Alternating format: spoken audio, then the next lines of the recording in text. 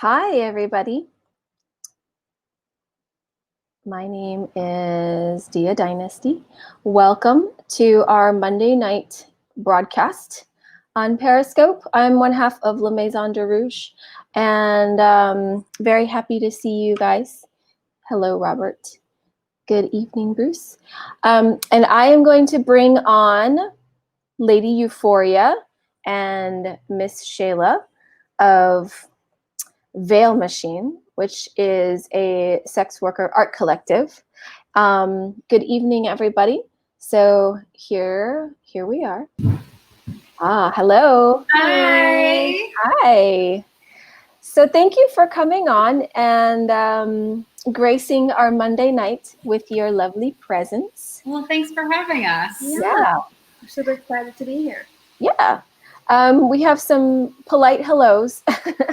Oh, I recognize some of these usernames. Yeah, this is so fun. Yeah, it Hi, is. Bruce. Hi, Robert. Yay. So for everybody that doesn't know, tonight's broadcast is Lady Euphoria and Mistress Shayla of Veil Machine, which is a sex worker art collective. And we're here to talk about all kinds of things revolving around sex worker woes on the internet, as well as the new project, which they will introduce. So let's do a brief introduction for both of you, your names, your honorifics, your titles, your preferred pronouns, and your sun sign. Oh, I don't know what my sun sign is. Oh, Wait, it's like your normal astrology sign. Oh, the main one. Okay. Yeah. All right. I got you. Hi, I'm Mistress Shayla Lang. My pronouns are she, her. Mistress is fine. Honestly, really whatever, as long as you don't call me late for dinner. Anything else, calling me anything else is fine. My sun sign is an Aquarius, although with the recent shifts, I might not be an Aquarius, and I'm very angry about it. Oh, Aquarius is awesome. Awesome. Hi, I'm Lady Euphoria. Let's see. My sun sign is Taurus, actually. That makes a lot of sense. Yeah, it does make a lot of sense. Very earthy. Yeah. Let's see. Did I miss anything? I think you got it. Yeah. Oh, you have your pronouns also? Oh, yeah. She, her, or they, them. Mm-hmm. Yeah. Very good. So,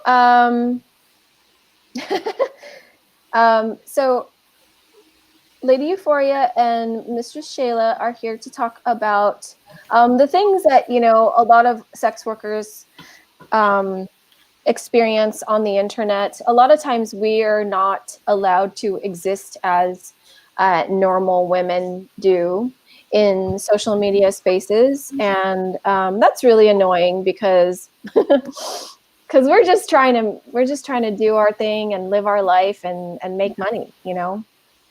What kind of I guess blockades have you guys experienced on the internet? It starts in the beginning. There's so many things that sex workers in every aspect of the industry, from the very legal, things like strippers and bikini waitresses, things like that. Bikini waitresses are sex workers, and if they want to post a snapshot on Instagram, then they can be flagged or removed or taken down, even if they're not peddling any services, even if they just work for an establishment, even if they are an employee of someone else, and then it ranges through the kind of spectrum of like full legal to slightly legal to, absolutely criminalized. And anybody, even if you're not promoting your work on social media, on various websites, things like that, that all gets shut down, and often for no reason. I can post a picture of my foot, right? Just a snapshot of my foot, no nudity, no expletives, no peddling services, none of that, and it can get flagged or taken down. The whole account can be deleted. Yeah. It's so unfortunate. And social media is just one aspect, right? Because that's what's blowing up. But I mean, websites of all types are just getting flagged left and right and misinterpreted, and it's really, really unfortunate for the community. There's a lot of rules about where we can host our own individual websites. There's a lot of requirements around where we can host our images, even if we're not using, where we can share videos and things like that, even if we're not. This is so crazy to me, because this affects all of the sexy FaceTime calls between non-sexual sex workers. This affects all of the Skype calls. Microsoft will delete the vanilla civilians accounts over sexy Skype calls and explicit things like that. Oh yeah. And so the civilians and the vanilla folk are getting caught up in the crossfire of Sesta-Fosta, and I bet these politicians didn't realize that was going to happen. Oh, and Google Drive is flagging lately, most recently, people's files and just deleting them and shutting down accounts as well. So this is definitely not just an issue that's affecting us. Airbnb is flagging people for, even if they're using their Airbnb service for non-sex work. If they go on vacation, there have been a number of reports of that. How is that? How are they doing that though? Like, what is their basis for doing that? They basically are accusing sex workers of using it for sexual services. They're never going to say things like that, but there have been, probably a half a dozen to a dozen reports on Twitter and on, other avenues that sex workers use to communicate and network with each other, of being banned from Airbnb because Airbnb is really excited about using their facial recognition system to prevent criminals from renting your second bedroom. Whoa. Okay. Yeah. So it's not even just advertising and online presence. Right. It spills out into every other aspect of our lives. Like, what am I supposed to tell the car dealership when I apply for a loan to buy a car? There have been reports of the federal government working with places like Eros, where we used to advertise, to ban non-U.S. citizen sex workers from entering the country in the first place using facial recognition software, records of identification. It's really insane what's happening. Yeah. It's exhausting. Yeah, and so from what I recall, all three of us actually show our face in our promotional material, and so so people who don't show their face, like have their face blurred out or whatever, I think that they definitely have like a slightly more safe approach to, and a safety net. But I'm also wondering, how long will that actually be effective? How long is their safety effective? Right. It's only a matter of time, because I don't think it's that much at all. I don't think so either. It's not that wide of a gap. Right. Yeah. Like, the facial recognition is for more like newer in-person systems. But if you're still showing any skin, it could be anything, a foot, of any capacity, a birthmark. Right. That's all, not to mention and flagged. Places like Venmo and advertising websites or clips for sale or whatever. Those places all ask for your legal ID. So your name is still attached to a lot of things, even if it's not directly attached to an advertisement that said, hey, like, I'm a whore on the internet. Yeah. Yeah. So, there's not just in virtual space, but in real space, kind of this recent crackdown that seems to also be affecting vanilla or civilian folks. And so, that's why I think it's really important to educate people about, I guess, sex workers being like the canary in the coal mine, and the things that are happening to us will probably be happening to other people eventually too. And why it's also really important to know about Sesta-Fosta, and also now the Earn It Act. Is there any progress on the Earn It Act that we know of? So, well, first, let's back up and just kind of define those real quick. What'd you say? We need to define Earn It. Earn It is to put it in the most layman's of layman's terms, it is a bill written by people who don't understand how the internet or encryption works. And what they like to do is they say, oh, well, this will protect the children. And in reality, it's just going to expose literally everything you're doing right now. Everything you do on a daily basis is encrypted. Unlocking your phone is encryption. And what Earn It does is it removes, it's going to remove a lot of those. Right. I mean, I don't understand why the banks are not more upset about this, because this is going to fuck the free and open internet as we know it. Mm-hmm. This is just, it just leads to further privatization of the internet and more kind of I don't want to say pay for play, but pay for existing. Yeah. So this bill basically says, or this act basically says that all end-to-end encryption will be removed. So anything from like this video call, which right now isn't as easy as being able to track, right? Your location, our location. That would be so much easier to access. And that goes across all types of online presence or interactions. So any website you enter, anywhere where you type an email in. Your whole browser history will be exposed. And I would like to see a copy of it, actually. If you congressperson, your whole browser history. Also send it to me. Everyone's going to be exposed. That would be great. Oh yeah, you can see mine's already on the internet. I'm pretty sure. I should start doing that. Like We're gonna browser Mondays or something like that. Yeah, you're gonna find all the ridiculous stuff that I search for, like what's the difference between sage and sagebrush? It's just like, who cares? Oh yeah. But also messaging apps like WhatsApp and Signal, all of that will be privy to, I guess, the feds. Like who's gonna and we're already seeing a whole lot of the like, for the example, in Chicago, we're seeing the mayor and the mayor's office use facial recognition software to track down protesters. And right now they just have what's publicly available. You know, if you're outside, you can take a picture of somebody and it's on the internet for everyone to see. But now they're going to have access to all of those Signal threads where the organizers talk about organizing, where, safe spaces. When all of the huge protests were happening here in New York City, there were a number of safe houses across the city that had been arranged by protest organizers for people who were just being released from jail, could stay the night, take a shower, things like that. Protesters could hide if they need to, things like that. And that all of that information was done through an encrypted messaging. And that, it's like tying it up with a little bow and handing it to the police department. Yeah, I see this Earn It Act as kind of like a secondary assault on privacy. The first one was planting seeds of evil, which I consider Sesta-Fosta as like those seeds. Sesta is stop enabling sex trafficking online, and then Fosta was what was it? Online Sex Trafficking Act. Right. So those were kind of like this Franken bill that was introduced and immediately passed. Robert,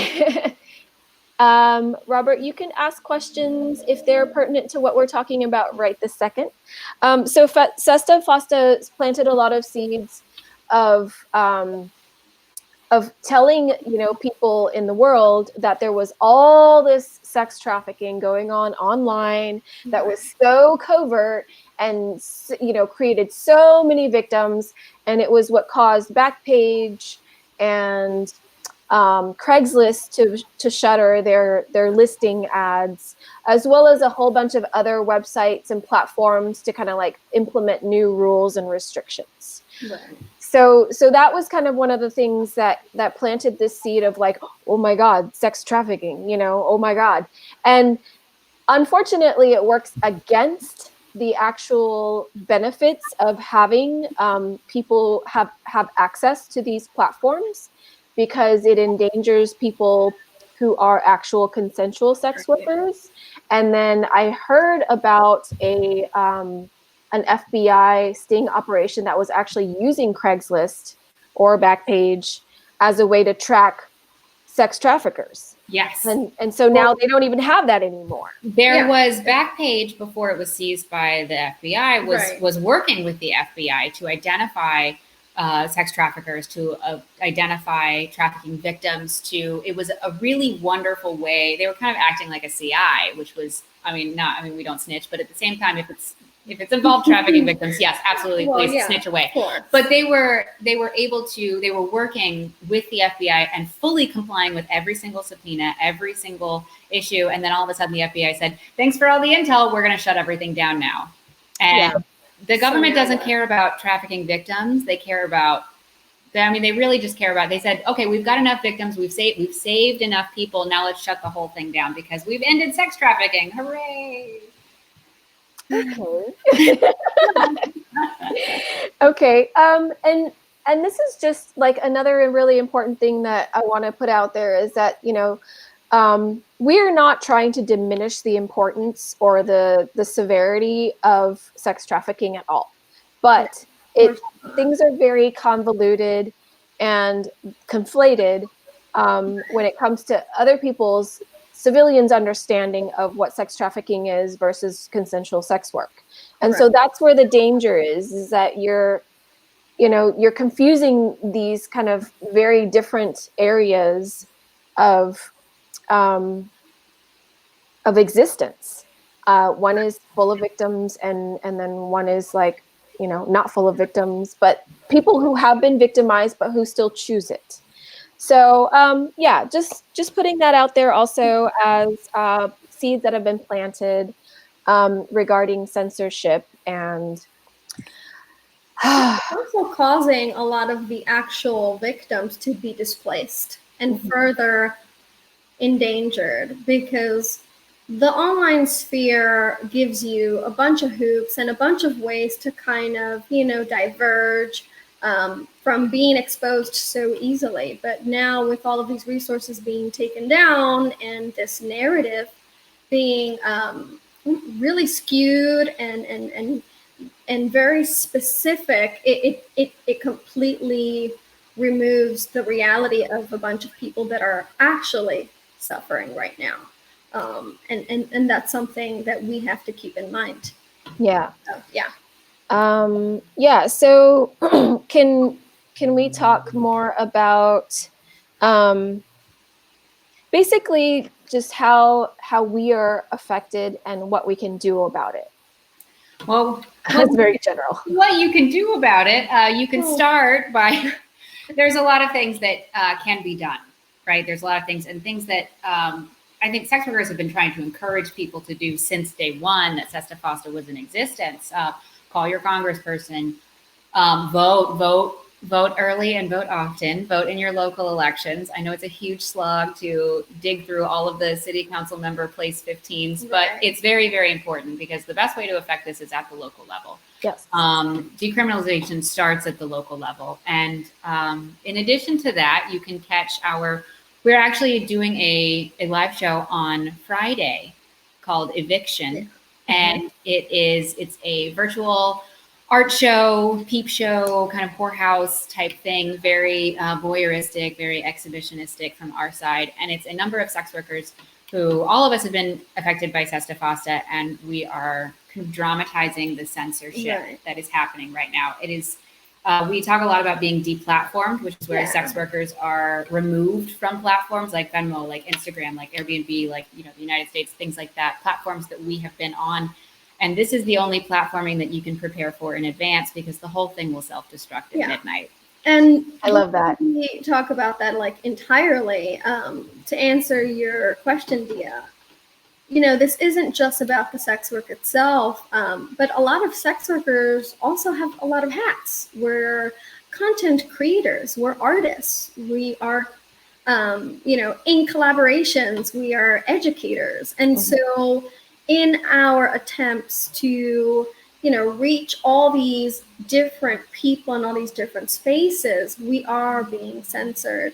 And then it becomes a matter of what are you actually censoring? Are you censoring the people? Are you censoring the nudity? Or are you censoring the art, the voices? And so the issue becomes so much more. That's a really good question, is like, what are they censoring? Because you had said that you put up a picture of a foot your foot maybe, and they took it down, right? Yeah. And so it seems like they're censoring so many different things that almost kind of fall under this category of just an idea. Yes. So the idea of sex or selling sex. Right. And so when you reframe it as art, you know, are they going to even try to censor it? Like, that's what I'm really curious about, because it is an art gallery. Right. This is where we've actually run into this issue of So what is art and what is obscenity? So in our attempt to organize this dramatization of what's already taking place to our livelihoods and who we are, we've already encountered being censored, and we have not even opened the platform. We have not even used full body images. It has been graphics and text and attempts to convey a message with certain words. Yes. So this right here makes us question, is it just bodies, really? And if our art is being censored, at which point are they going to censor other art, right? That's not, you know, sex-oriented or nudity-oriented or fantasy-oriented, really. Right. And when you look at Patreon has gone from being a great platform of a lot of creative expression to now having all these limitations, even around artists who do actual, like, very nude specific art or very sex-oriented art. And that's really something. I mean, it's really something to sit with. Yeah. It begs the question, you know, if they're censoring us, you know, they're going to start with the low hanging fruit, right? And what's the saying? Like, Right. First they came for the clown school, and I was not a clown, so they did not speak for me, and then you know, that sort of thing. And it really opens up an avenue of just a tighter control of the government over its citizens, because first it's the hookers, and next it's anybody who questions anything that happens on with the higher ups. Right. Yeah, and it feels more and more like Handmaid's Tale every day. That was supposed to be a drama and not an instruction manual. Yes. I know. What is happening here? Goodness, please. Somebody it's like taking the Bible literally. Yeah. Oh yeah. I'm It's screwed. intense. I have polyester on right now. I am screwed. I'm going to hell. I mean, look at us. We're gonna hang on that wall. So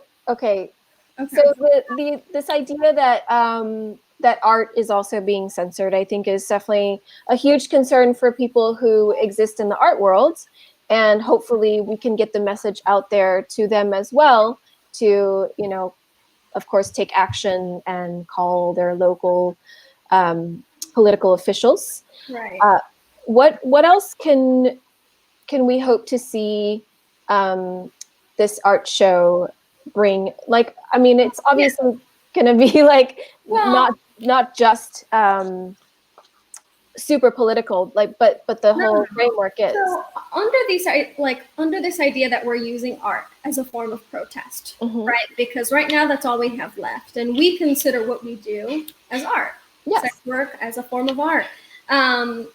You will not only have the opportunity to experience what we do and have those really fantastical kind of intimacy-based interactions, but you're also going to have little resources of information on what's happening. You're gonna, you know, be able to meet other different types of sex workers or sex worker adjacent individuals who are bringing more to this bigger, you know, sphere and contributing to this kind of effort. I mean, this is really, so we're saying it's a protest, but just our existence and pushing forward and dramatizing it into 12 hours, it's just an extension of what's already happening, but now it's more accessible, straight to the point, and there's gonna be an element of mourning, because once it's gone, it's gone. It's gone. It's not forever. It's you know, the only The only thing left is your happy memories. I like that it's condensed in 12 hours. Yes. So it opens at noon. Our website goes live at noon. It actually sort of opens before that. We have many of our artists and our crew are selling their work. Our store itself is a protest. We're launching it through an avenue called eBand, which is basically a protest against eBay. And so things that are not allowed on eBay, such as, nasty pictures and worn panties and things like sex toys, things like that. So many of our artists and our crew have put together a really lovely, it's actually kind of enormous. I'm handling all of the e-commerce and I keep looking at the emails going, oh God. So it's a shopping mall. Let me tell you, the Veil Machine store is going to be enormous. All kinds of things, everything from actual garments worn by our performers to art pieces created during the event. To books and zines and informational things and promotional things. And you get a whole bunch of t-shirts with some really very attractive people's faces on them. It's going to be really great. So that will actually launch at 12:01 a.m. A full 12 hours before the show starts at noon. And then at noon, the site goes live. It's kind of like a scavenger hunt. It's lots of avenues to explore, lots of clicky. The whole style of it harkens back to the GeoCities days of the internet when anything was loud and well, we're giving you the full experience of what we have to go through, right? If you want what you want, you're gonna have to look for it. Yeah, it's like you have to find that wormhole. Exactly. There's a whole lot of wormholes. There's a gonna whole be many lot of holes wormholes. and So many holes. So many holes. So this will all be available through the website of eviction.net. Yes. And I have that scrolling on the bottom for anybody that wants to explore it right now or bookmark it for August 21st. And then we also have a RSVP here, which is e-viction.eventbrite.com. Which is free. Tickets are free. So you can make a donation to our cause. Support our smut curators who have worked so hard, and us working so hard right now, sweating. These blazers, very much in these blazers. But we're just hoping you come out Friday to join the show with us and really feel the impact of what we are feeling. It's going to be an incredible show. It sounds like a lot of interaction between both allies and sex workers and members of the greater art community and also perverts. I think there's going to be, I go so far as to say everyone in the room is a pervert of some shape or form. Everyone in this room is a pervert. Everyone in that room is going to be a pervert. So if you'd like to hang out with some real whack jobs and us, you'll be right at home. We're driving it home. Yeah, perverts very welcome. So it's free and you can donate and then you can buy stuff. And you can buy stuff. Tip your performer, support the community, and come out and be a part of something that affects all of us. Yeah, and don't worry about leaving any traces. Nope. It'll be gone in 12 hours. It will destructs immediately before your eyes, and that will be something to witness because it will be the only time that we could actually manifest what the world is trying to do to us. Right. But in our own hands. We take it down before they take it down. Exactly. Yeah. Oh, yeah. I love that. So are there, how many performers do you have? So 16, 17? We're between 16 and 18, I believe. Wow. Yeah. That's quite a roster. A lot of performers, it's 12 hours, but the performing, I think, starts halfway through the day. Right. So before that, you'll be able to access a bunch of resources to learn more about Earn It and Sesta-Fosta. You'll be able to shop at the E-band shop and really just see what is starting to go up there. A lot of little clippets and little teasers. Oh, I love that. We really want it to be overwhelming. So when the performances start at 6, a lot of our performers will be running simultaneously. So you kind of have to, your eyes go in one direction, your dick goes in the other direction, and you have 2 hands. But we really wanted it to be as like immersive and exciting an experience as possible, and few things are as exciting as literally like girls like all over the place. Yeah. So- Wow, people are gonna have some melted minds and exploded brains after this. I love it. It kind of reminds me of like some anime scenes where you see like somebody with all these wires kind of like hooked onto their head, and then their eyes are kind of just like going in all different directions. I've seen that porn. I've seen all of those porns. They're some of my favorites. Oh God. Oh, I love like robots and the wires and the tentacles. Oh God, don't even. I mean, the that's robot tentacles. Oh good Lord. All of it. That's the whole intention. By the end of the night, you're so Google-eyed that you're like, the next day, do I want more? We want you to be as frustrated at the end of all of this as we are on a daily basis. Seriously. You have no clue what we've been going through just trying to get this going. Trying to get this off the ground. Yeah, I bet that's a lot of work. We have a really great team. Oh, We have a really great team. amazing When team. Euphoria was talking about how sex workers wear many hats, being a full-time independent sex worker it really forces you to get good at everything. You have to write your own ad copy. You take a lot of your own photos. You become a filmographer. You become, obviously you have to be very good at the sex work that you are doing in the first place. And you have you become a master scheduler and all of the things. Yes. And so sex workers really are the best at everything. And so we have a really You're really selling us. we're a really great team. We have a really great team. I'm wearing my blazer. I feel good. So professional. That's all you need to get started in sex work. It's a blazer and a smile. First step. Oh no, I don't have my blazer. We have a team that's really No, really we have incredible. an amazing team that wears a bunch of hats, and really this wouldn't have been possible without all of the moving parts. Yeah. This is a community effort for sure. I had never made a spreadsheet before this afternoon, Gosh. and there were 37 other people making spreadsheets and just giving them to me, which was so nice. It's true. This team is very, very trustworthy, very good at what they do. Wow, you had a spreadsheet orgy. Oh yeah. So many in the so last many, month. so Are you many. kidding? We have folders for all the spreadsheets. Wow, that's so organized. I love that. Yeah, I mean that's what it takes to organize like a 12-hour happening or event. That's like meant to overstimulate and bombard the senses. And it sounds like so much fun because we don't actually get to do that right now. We don't get to go into physical spaces and feel them with our body and everything. So everything virtually kind of has to be amped up just a little bit more. Yeah, and it's totally accessible to everyone. So this is a completely different experience from like being in person. Now you could do it from the comfort of your home. Yeah. And still feel the impact. Yes. Yes. Yeah. You don't have to come to New York. But you should. Well, you should eventually when this is Not right now, good. stay home, but at some point. And when just it's safe to do so. Cackle. We all love to cackle.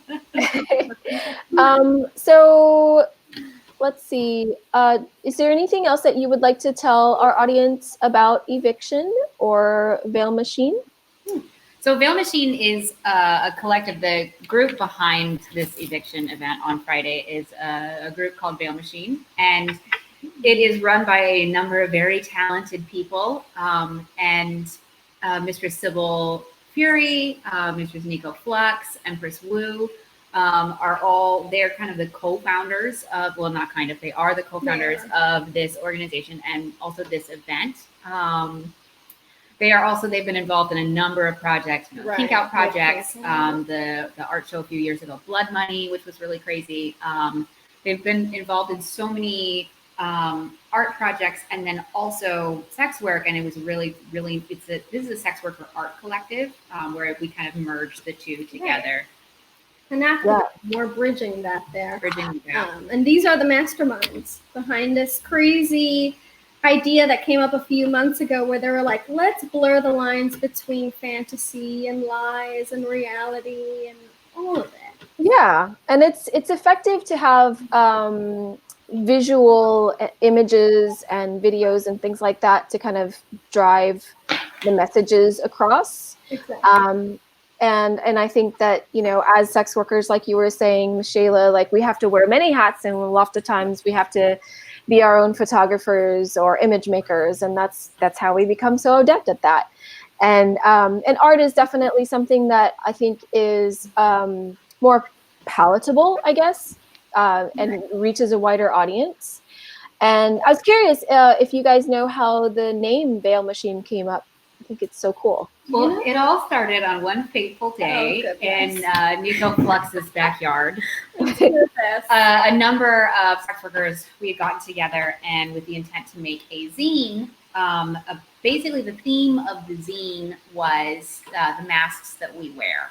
And the masks that we wear both in our sex work and also in our personal lives, perhaps to veil our sex work from people who, you know, are our parents, our friends, the IRS, places like that.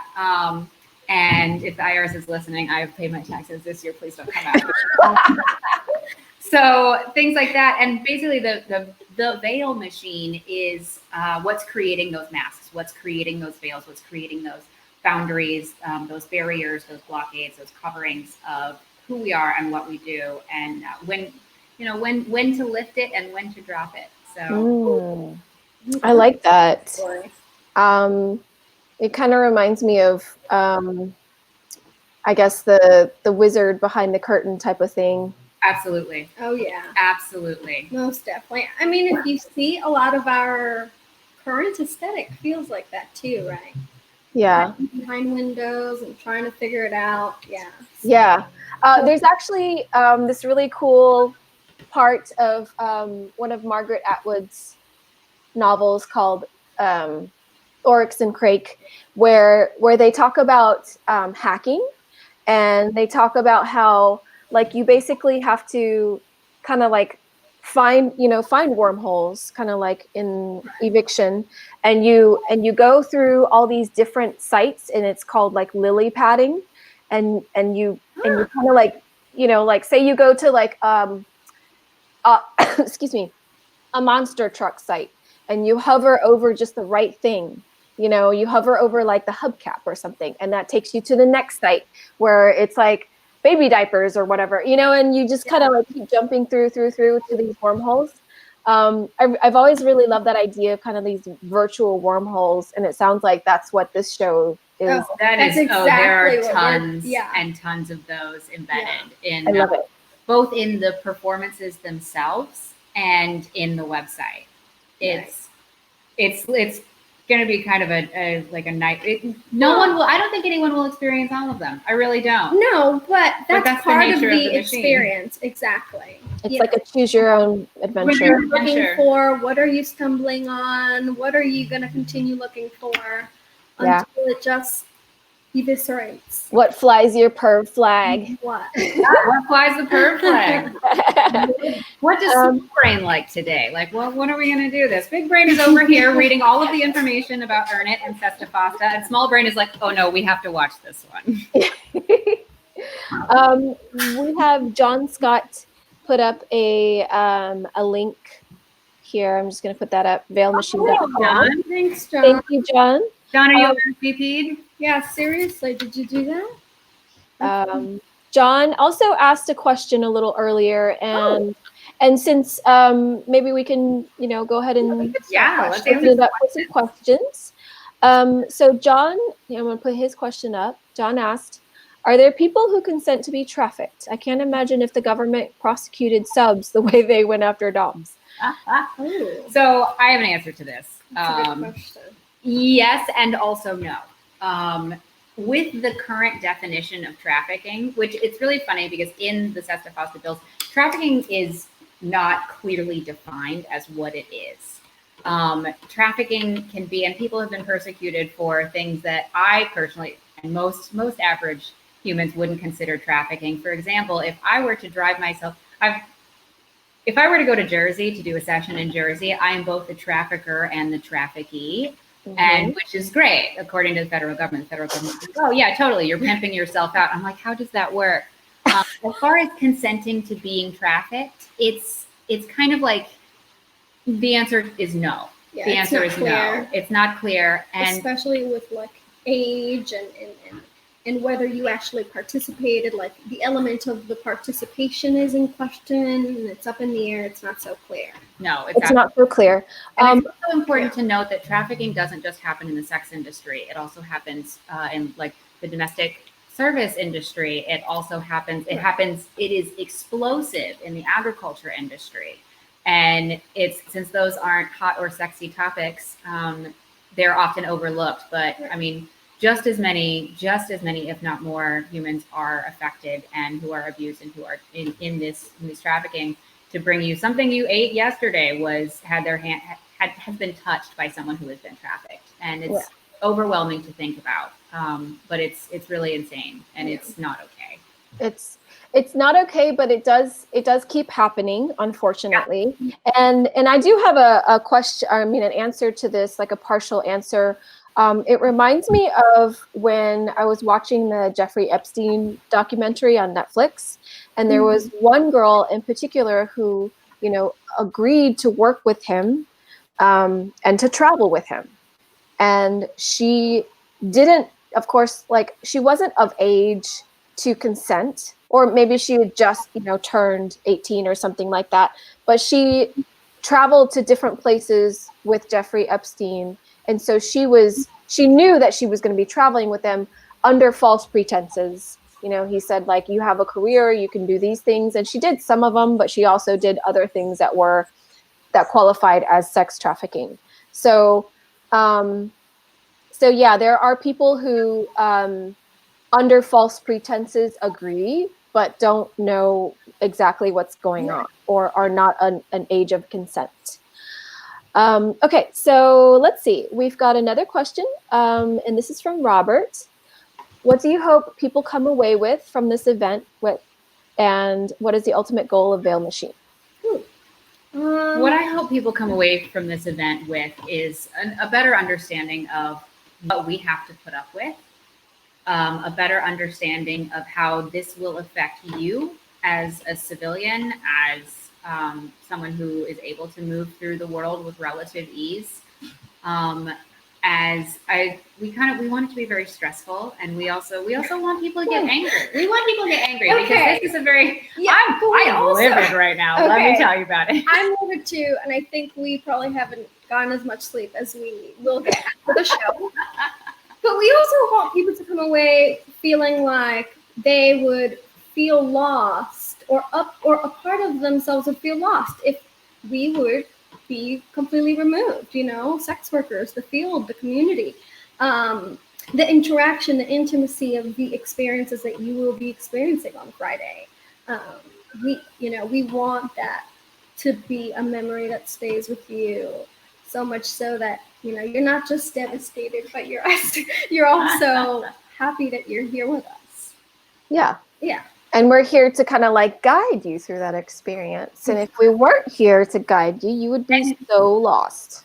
Ultimately, it is an expression of joy from the sex worker community and from Veil Machine and the performers that are working within it. It is an expression of joy. It is an expression of, like, we are being exactly who we are and who we always have been. And that will never change regardless of what gets thrown at us. Right. Our whole existence is a protest to begin with. Yes. And exactly. This is just, it's another way to show it. We're all gathering, we're all having a great time, and it's a joyful protest. Yeah. Explode. I like that you've said that a few times. Our whole existence is a protest, and this is one expression of it. There are many expressions of it, but this is one that's more collective and condensed. Okay, so here's another question from, sadly, Man Peach. Are there any politicians pushing back against Sesta and Earn It? Totally. At the local level, there are a bunch of local reps that are pushing back and are, coming out, especially to a lot of the sex worker-based protests and movements. Shout out to my girl, Julia Salazar. Yeah. Oh, we love her. Yeah. Julia Salazar, everybody. But it's a little harder once we get to the Senate level. We're having a little bit of an issue up there, but on the local level, we do have people standing with us, so that's something to look forward to.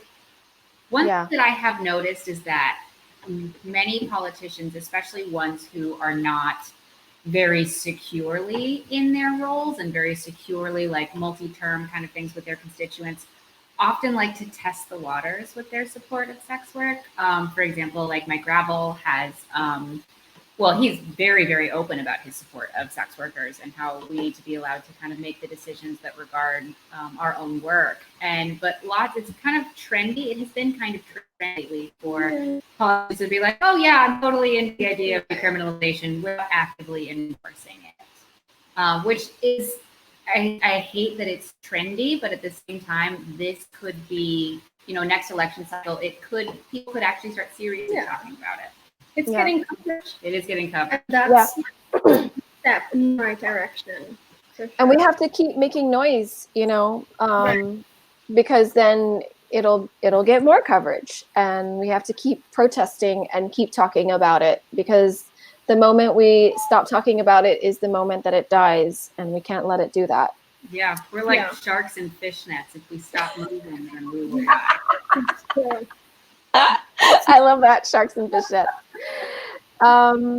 So John Scott wrote, so if you take your maid to clean up your friend's house, well, if your maid lives in a different state and is also undocumented, that does qualify. You would be essentially trafficking your maid.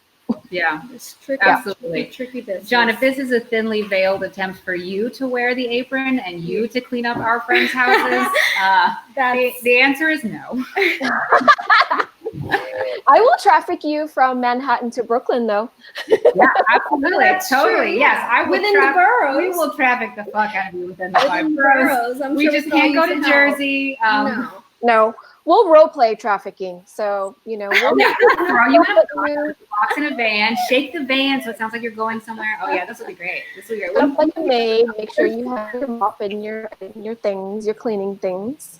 And then now John has put up another link, which is already up, Eviction. That's our website. Eviction.net. Thank you, John. Let's see, we've got a question here. Is any part of your work inspired by Marina Abramovic? Or do you see any inspiration in her? I don't think yes. If our main team, you think so? Well, the reason why I say yes is because we have between 16 and 18 artists, and then we have a crew that's even larger than that. So at least one of them would say yes. Well, I'm sure there is definitely inspiration in the group. I mean, if you were to meet our full group, which a bunch of us are, either performing or doing stuff, so yeah, I'm sure someone has. I don't know if our main brains, like, Veil Machine, the headmasters might have, but who knows? It's possible. If people think she can come to our show. Yeah. Great. Yeah. Come on down. Come on down. We'll let you in the only pros. You can come to the green room. You can hang out with all of us. It'll be a delight. Yes. You hear that, Marina? You are invited. All right. So what are the changes? Here's another question from Robert. What are the changes you would want to see in Sesta and Earn It, aside from getting rid of them? Well, you've already answered it. Burn it all to the ground. Yeah. Well, along with a whole bunch of other things that these were born from, like patriarchy and misogyny and anti-sex work and the capitalism that is not true capitalism that America exists under. And saviorism. Yeah. It's saviorism. Like, it's a lot. The problem with these, acts or whatever, they're coming with shit intentions, and they're coming from really misinformed places. If we had other ones that were coming from informed places that had the proper people and the teams doing the research, harm reduction, professionals and all these people really doing the work, that's a different story. But that's not what's happening here. Yeah, there are two very different paradigms kind of like fighting. Right. And the one paradigm that is older, of a consciousness of like we said, patriarchy and late capitalism, saviorism. All of this stuff has to do with the world that kind of came before, and is based in this like white supremacy and this hierarchy. And we're no longer of that world anymore. Like that world is old. It's like the Dewey Decimal System of like cards, you know, like we're digital now. We're doing things different ways. Yeah. You can literally learn anything about anything at any moment from anywhere in the world, and you keep that whole thing in your pocket at all times. So anybody can learn. It's very, very simple to Google anything, and yet people are very, very attached to their old ideas and their old ways and refuse to change, which is very frustrating. Because why wouldn't you want to change? Why wouldn't you want to grow? Why wouldn't you want to learn more and be excited about new things that are happening? I know that change is scary and change can be frustrating, but rather than using it as an opportunity to beat yourself up and be like, oh no, I'm going to stay right here. This could be a growth opportunity for everyone. And who knows, if if a 78-year-old grandpa can learn how to get his rocks off on the internet, then you can learn about it. And there's room for everything, though. Yeah, there is still room for the Dewey Decimal System, as well as smartphones and microfiche. I know I'm using a really silly analogy, but it's like you can still do things the old way with honor and respect to the things that have changed. To the new things. Absolutely. And also without causing so much harm. Yeah. There can be a space between the new and the old that does not bring immediate harm to anything that doesn't go with the old. Absolutely. Yeah. There doesn't have to be a hierarchy of ways to do things. All those things can exist at once. And if you don't want to do the thing, then don't do the thing, but don't infringe on other people's rights to do the thing. I don't like hummus, but anytime I go to a party and there's hummus, I don't yell at people. I don't ban the hummus. Flipping tables and throwing things. I just don't eat the hummus. Yeah. It's that simple. Like we say here, don't yuck somebody else's yum. Exactly. If we're not harming anyone, it's consensual, we're taking precautions. Why are you yucking our yum and threatening our lives? Exactly. If you don't want to do it, don't do it. If you don't like it, don't do it. If you don't want to eat the hummus, don't eat the damn freaking hummus. There's other things. There's baba ganoush and all types of other stuff. Okay, Timbus has a question. Do you believe in God?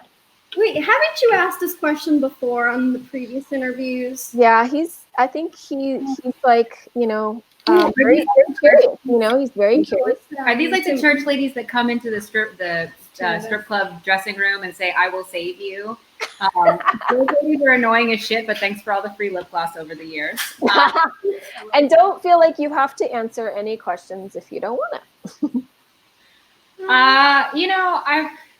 I believe in the universe. Yeah, I believe in the universe. I've told you this. We've gone over this before. Lady Euphoria is getting a little disciplinarian. Come on. Ask me about the show. Tweet me about God if you'd like. Tweet us. Maybe somebody's just acting out and wanting attention. Okay. Well, one can have whatever God he would like, and or whoever is God, or whoever is God, whoever is God. I grew up Southern Baptist in Texas, and so God to me is very hellfire and brimstone. Which, as a dominatrix, I love the concept. However, as someone who was probably going to hell, not so fond of it. Not so fond. It's fun to turn God against the people that are always kind of like talking about it. Like, I'm Timbus. Your God is mad at you. He says, I do like your attention. Oh, so maybe Lady Euphoria is you God. are the most okay. But who are you even talking to, though? I don't know. Three of us here. Listen. Now you have to go RSVP and donate. There we go. Because I can promise you, you will see God during the show. Yeah, go donate to God's causes. Us. Yeah. Okay, whatever. Okay. Move on now. So yes, definitely likes the attention. I'm gonna put up our last banner, which is the La Maison de Rouge Patreon. And just, putting that out there, we are making these broadcasts for everybody in the world. And if you appreciate our work, please consider joining. You would get, depending on what tier, there's all different tiers, you would get a 30-minute live chat with Dia, myself, and Lucy, if you donate above a certain tier. And everything else, you can just go to Patreon and figure it out. Yeah. So, ladies, it's been a pleasure. Thanks for having us. Yeah, I'm really excited about this event. And I think it's the first thing of its kind. I don't think there's... We think so. We think so. Yeah.